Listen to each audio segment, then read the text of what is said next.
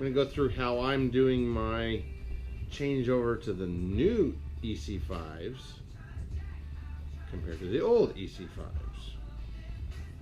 And what I'm using, somebody requested, hey, show me how to do it. All right, well, this is how I'm doing it. I've got my Henko soldering iron. I've got a nice broad tip on it. I've got the cool little stuff that cleans it off. It looks like a Brillo pad, but it's gold. Keeps it nice and clean. And I'm going to keep this thing tinned. I've got an old pack here, and this is, you can tell, my old EC5's. I'm changing them over. They fit, but I am going to go with a new style on both ends. There is the new style. It has a little squirrel cage on it. I've got these cool little snips. They're angle cut. They're awesome.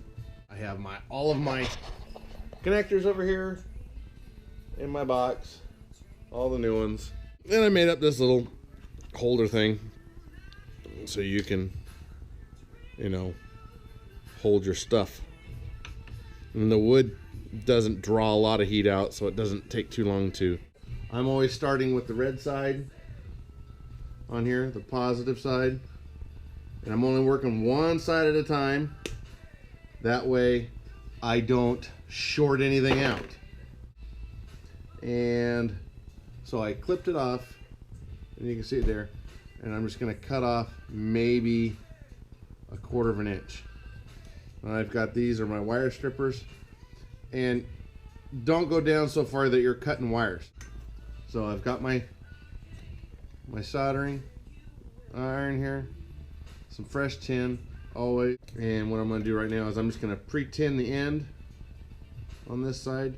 Now these particular connectors go in through the back of the blue connector, whereas my other ones you had to put the wire through first and then suck it back in. Well, so far I've changed out twice as many batteries in half amount of time with this style, so I don't have to worry about it.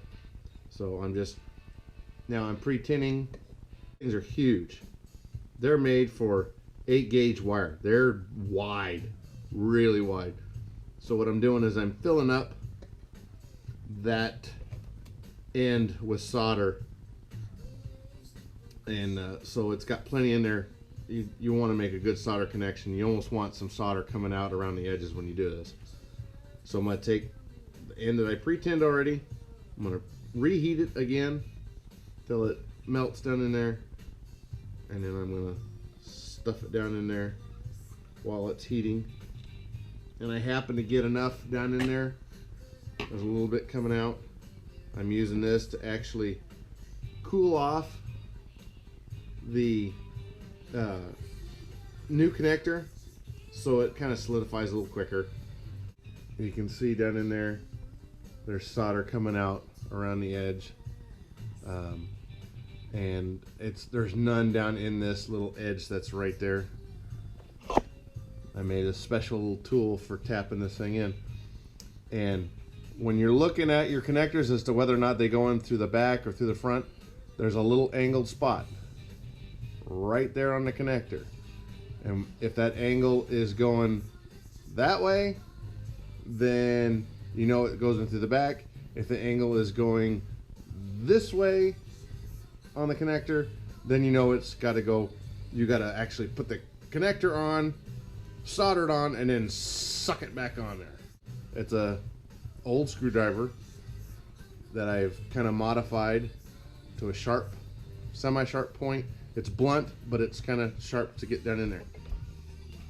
And I mark on my sides. The positive side always has a big old glob of silver ink on it, just so I know that that is the positive side. It's just my way of doing it.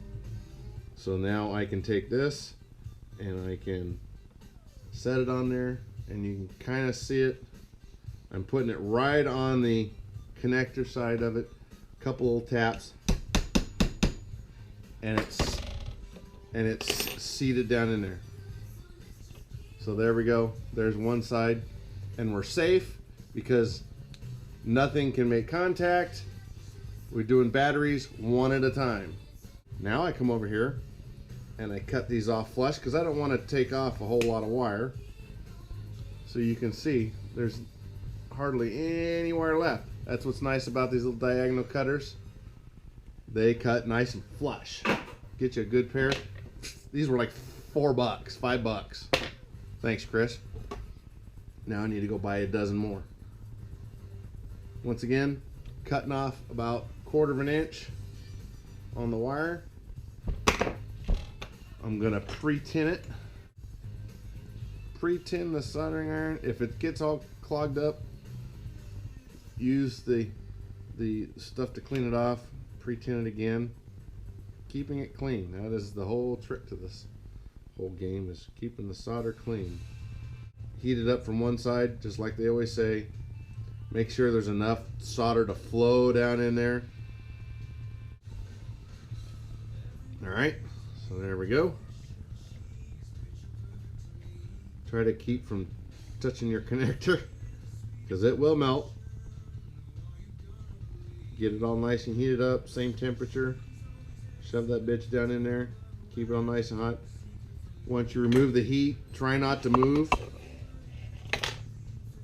Once again, I'm sucking out some of the heat nice and slow. Now if the rosin comes out and it's a, you know, it looks like an amber color, you can just take your diagonal cutters and just kind of scrape that off. After it cools off, it becomes hard and brittle and just literally snaps right off.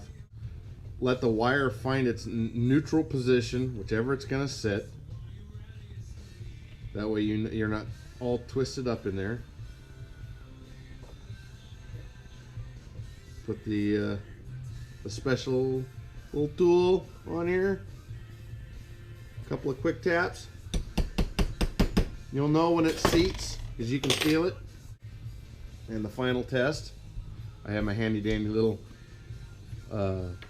watt up meter, and just put it on there and make sure everything is working correctly, and we're all good. If I'm doing it wrong, great. If not, you can do some of the things I've done. Shit, who knows? So anyway, there you have it. We'll talk to you later.